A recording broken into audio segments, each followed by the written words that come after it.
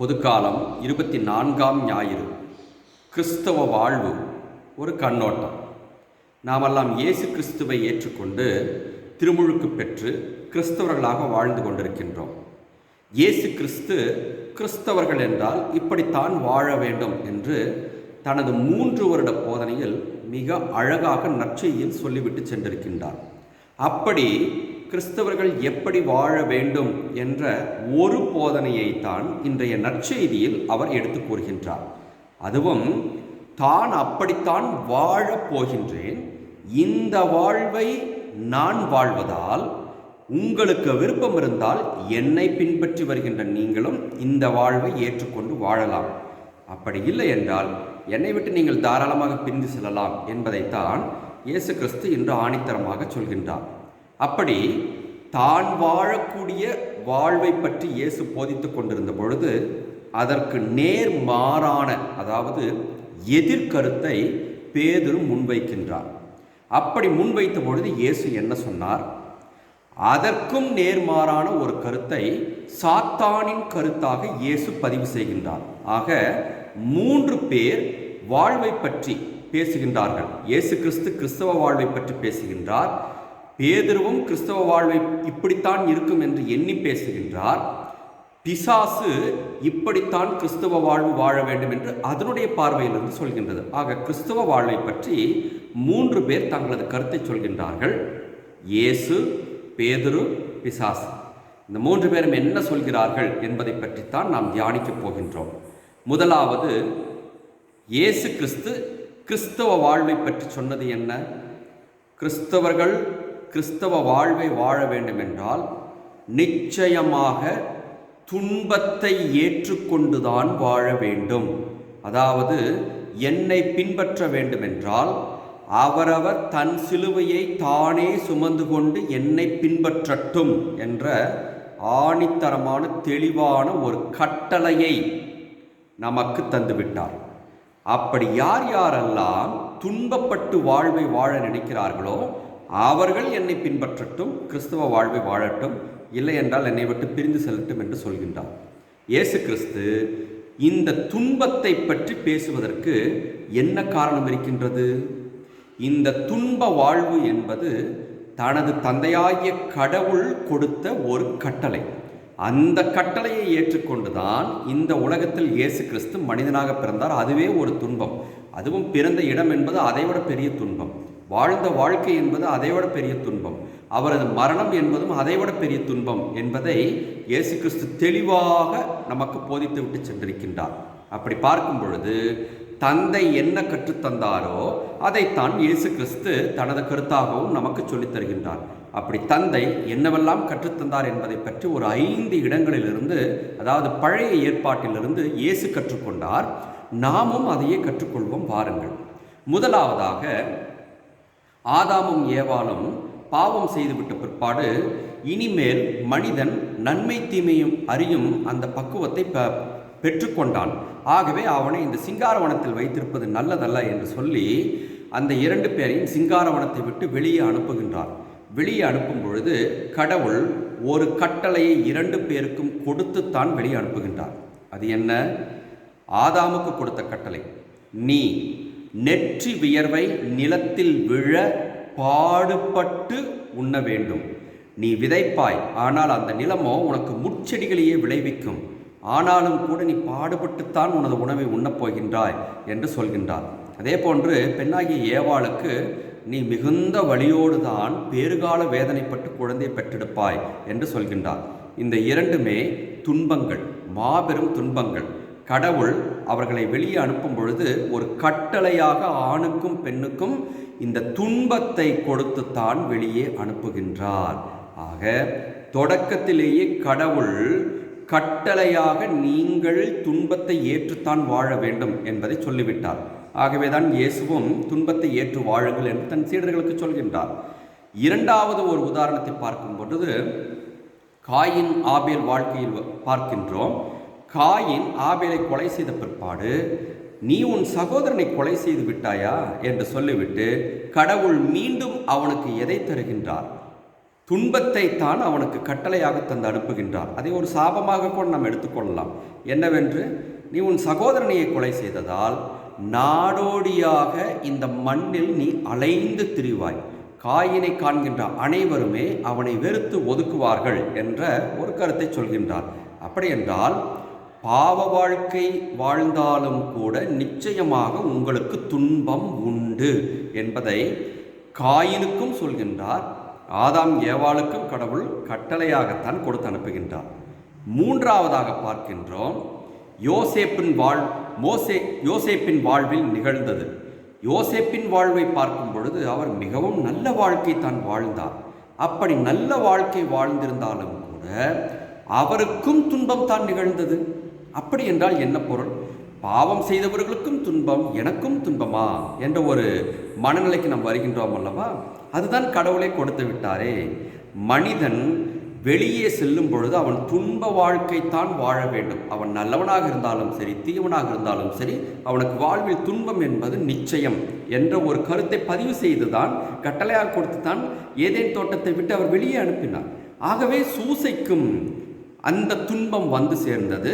துன்பத்திற்கு பிற்பாடுதான் அவர் எகிப்தின் ஆளுநராக உயர்த்தப்பட்டார் என்பது தெரிய வருகின்றது. நான்காவதான ஒரு உதாரணம், மோசே ஒரு சொகுசான வாழ்க்கை நடத்தினார். அவரும் ஒரு நல்ல வாழ்க்கை வாழ்ந்து தனது மக்களுக்காகத்தான் போராடினார். அந்த போராட்டம் என்பது சாதாரண போராட்டம் அல்ல, மிகுந்த வலிமிகுந்த போராட்டம். பல ஆண்டுகள் அவர் எகிப்தின் மன்னனுக்கு எதிராக போராடினார். மீட்டு கொண்டு வந்த பிற்பாடு பாலை நிலத்தில் தனது சொந்த மக்களுக்கு எதிராகவே அவர்கள் எதிராக நின்ற பொழுது அவர்களுக்கும் சேர்த்து அவர்களது மனநிலைக்கும் எதிராகவே அவர் போராடினார். கடவுளே இந்த மக்களை அழிக்க நினைத்த பொழுதும் கூட கடவுளிடமும் போராட அவர் எத்தனித்தார் என்று பார்க்கும் பொழுது, மோசே இந்த உலகத்தில் மும்முனை தாக்குதல்களை சந்தித்தார். 3 முனையிலிருந்தும் துன்பத்தை அவர் சந்தித்தார். கடவுளிடமிருந்தும் சந்தித்தார், எதிரிகளிடமிருந்தும் சந்தித்தார், தன் சொந்த மக்களிடமிருந்தும் சந்தித்தார். இப்படி துன்பத்தை மோசே கடவுளது கட்டளையாக ஏற்றுக்கொண்டார் என்பது தெரிய வருகின்றது. இறுதியாக ஆபிரகாம் ஆகட்டும், யாக்கோப் ஆகட்டும், ஈசாக் ஆகட்டும், இந்த 3 முதுபெரும் தந்தையர்களும் கூட கடவுள் கொடுத்த கட்டளை ஏற்றுக்கொண்டு தங்கள் சொந்த நாட்டிலிருந்து வெளியே சென்றுதான் வாழ்க்கை நடத்தினார்கள். ஒருவர் தன் சொந்த வீட்டை விட்டு வெளியேறுவது என்பது மிகப்பெரிய துன்பம். அப்பேற்பட்ட துன்பத்தை அவர்கள் ஏற்றுக்கொண்டு வாழ்க்கை நடத்தினார்கள் என்று கேட்டால், கடவுள் கொடுத்த அந்த துன்பத்தை ஏற்று நடக்க வேண்டும் என்ற கட்டளையை ஏற்றுக்கொண்டதால் தான். இப்பொழுது சொல்லுங்கள், இயேசு கிறிஸ்து தனது தந்தையின் சொந்த விருப்பமான துன்பத்தை ஏற்றுத்தான் மக்கள் வாழ்க்கை நடத்த வேண்டும் என்ற ஒரு கட்டளையை முதுபெரும் தந்தையர்களுக்கு காட்டியிருக்கின்றார். அதே கட்டளையை சொந்த மகனாகி தானும் ஏற்றுக்கொண்டுதான் இந்த வார்த்தையை சொல்கின்றார். மானிட மகன் பலரால், மூப்பர்களாலும் மறைநூல் அறிஞர்களாலும் உதறி தள்ளப்பட்டு தீர்ப்பிடப்பட்டு சிலுவையில் அறைந்து கொல்லப்பட வேண்டும். அந்த துன்பத்தை தான் அவர் சந்திக்க வேண்டும் என்று ஏன் அதை ஏற்றுக்கொண்டார்? தந்தை அந்த கட்டளையை ஒரு நியதியாக வைத்திருந்ததால், மனிதர்களாகிய நமக்கு நியதியாக வைத்திருந்தால் மனிதனாக பிறந்தார். அவரும் அந்த கட்டளையை ஏற்றுக்கொண்டார்.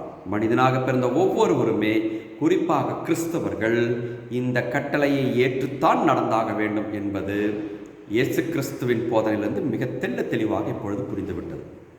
இரண்டாவதாக, புனித பேதுரு கிறிஸ்தவ வாழ்வை எப்படி பார்க்கிறார், எப்படி பார்த்தார் என்று பார்ப்போம்.